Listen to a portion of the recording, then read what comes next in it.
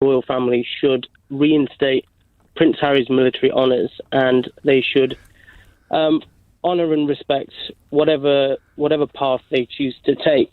And now, the qualification that I give behind my reasoning is that I'm a veteran, and as Prince Harry was, I served in Afghanistan on the ground, did 2 tours, just the same as Prince Harry.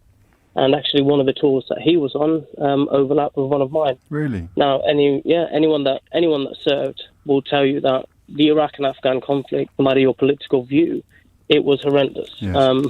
The toll on your mental health, the toll on those who didn't come back, the families, life and limb. Now, Prince Harry, let's not forget, he did two of those tours. So I believe he's paid his debt to his country. And if you look all throughout history, the physical security of a nation and its citizens have been guaranteed by young men and women who have been willing to go put their lives at risk and pay the ultimate price, which he has done. So before anything else, I do urge people to never forget that and to remember that. Are you surprised by how easily and how quickly that has been overlooked? Anabsolutely, 100%. Yeah, I am now. Thanks to you, I'm flipping reeling. You're absolutely on it. I lost, so another similarity I have with Prince Harry is that I lost my mum at a young age, so I understand what it feels like. And the statements that they're kind of blaming this on Prince Harry not taking it well, not taking his mother's loss, I think that's a real slap in the face to a man who served on the ground. He was a platoon commander. He led men in action, on men and women. So on his first tour, and then on his second tour, he was an Apache pilot. So the thought that everyone blaming Meghan and saying that a man who has done such incredible things under the intensity of combat cannot make his own decisions is ludicrous. Can I ask you a tricky question? And if you don't have an answer to it, then don't be embarrassed to say so. Because I think a lot of us with no military service, which is of course almost all of us, and then when you expand that to include people who didn't do a tour in Afghanistan or Iraq, it's almost everybody. How insulated was he by dint of his status from some of the dangers and realities that you, for example, would have been exposed to? I can't. Fair play. To be honest, I can't speak. I can't give you an accurate answer because I didn't. It was a very well kept. His safety was guaranteed, but he was not insulated. I don't believe he was insulated. Well, I mean, an IED or a missile attack upon a military base in Afghanistan is not going to be able to work out who's a member of the royal family and who isn't, is it? Absolutely. So, in my view, I'd say no, he wasn't shielded. He was on the ground patrolling. Yeah. It was just that the only shielding he had was that the press weren't able to let anyone know. Otherwise, obviously, he would be a massive target. Now, on the second tour that he did... Just let me pause you there, because obviously he would be a massive target, and that just puts a completely different complexion on their complaints about not being afforded royal protection on Civvy Street, doesn't it? Why would he be more of a target in a theatre of war than he would be outside a theatre of war? He's a target for the same reason, isn't he? Yeah, so can I just of course just touch on this point? I thought about the irony of the fact that here is a royal who fought for his country and risked his life to protect his country, who is now having his own protection withdrawn from him. Welcome back to Royal Sussex Squad, your go-to space for sharp commentary, insightful discussions, and, of course, unwavering support for the Duke and Duchess of Sussex.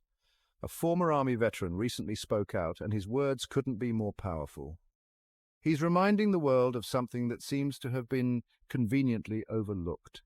Prince Harry was on the ground, in the trenches, leading troops in Afghanistan.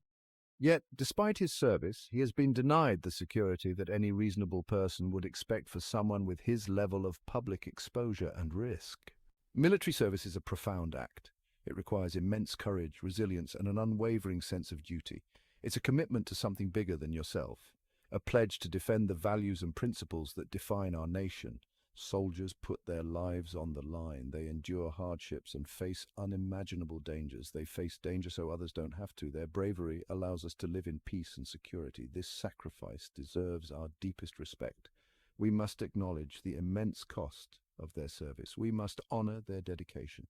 Their unwavering commitment to duty is a testament to their character. We must never forget their bravery. Their actions have shaped the course of history and safeguarded our future. Recognition for service shouldn't be conditional. Every soldier, regardless of their role, deserves our gratitude. It shouldn't matter what someone does later. Their service is a lifelong badge of honor. What matters is their willingness to serve, their readiness to stand up and be counted. Whether they serve for a year or a decade, their sacrifice is real. Each moment spent in service is a testament to their bravery. We owe them a debt of gratitude. Our recognition and respect should be unwavering, honoring their legacy for generations to come. Prince Harry served in the British Army for 10 years. He wasn't content with ceremonial duties. He wanted to experience the realities of war. He served 2 tours in Afghanistan. There he faced the same dangers as any other soldier. He flew Apache helicopters.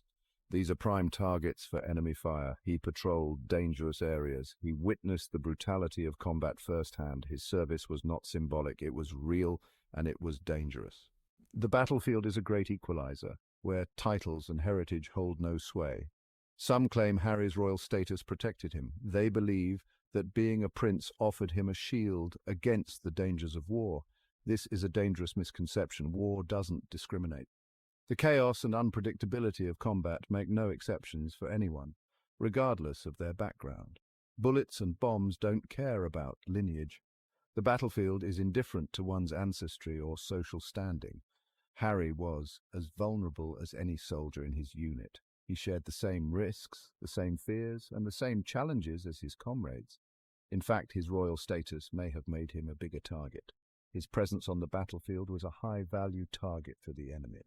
The Taliban openly declared their desire to kill him. His identity made him a symbol and thus a prime objective for enemy forces. He faced threats not only from enemy combatants but also from terrorists. The dangers were multifaceted and ever-present. His service was a testament to his courage, not his privilege. His actions on the battlefield earned him respect and recognition, proving that bravery knows no royal bounds. They say he was just playing soldier. They imply he didn't face real danger. This is an insult to all who serve. Harry volunteered to serve his country. He faced danger and witnessed horrors that most can't imagine. His service should be honored, not belittled. To do otherwise is a disservice to all veterans. In today's world, the threats faced by public figures, especially those with a high profile like Prince Harry, are ever-present and evolving. Despite stepping back from royal duties, Harry faces ongoing threats. These threats are not just remnants of his past, but are continually emerging due to his public stance and visibility. His time in Afghanistan made him a target. Serving in the military, especially in conflict zones, has left a lasting mark, making him a symbol and a potential target for adversaries. These threats are real and credible. Security assessments consistently highlight the genuine risks he faces, necessitating a robust and ongoing protection strategy. His safety and the safety of his family is paramount. Protection isn't a perk, it's a necessity. The well-being of his loved ones, including Meghan Markle and their children, hinges on this continued vigilance. It's about ensuring the safety of someone who served their country. His military service is a testament to his dedication and bravery, and it is our duty to ensure he remains protected. It's about acknowledging the sacrifices he made. The sacrifices made by those in uniform, including Prince Harry, are profound and deserve recognition and respect. It's about upholding the debt we owe to those who put their lives on the line. The commitment to protect those who have served is a reflection of our gratitude and acknowledgement of their service and sacrifice. A prince who served with honor, risked his life for his country, and continues to advocate for veterans is now being treated as if his contributions meant nothing. The question remains, will the royal family ever do right by Prince Harry? Will they acknowledge his sacrifice and restore his rightful security? Make sure to like, comment, and subscribe to Royal Sussex Squad for more fearless discussions.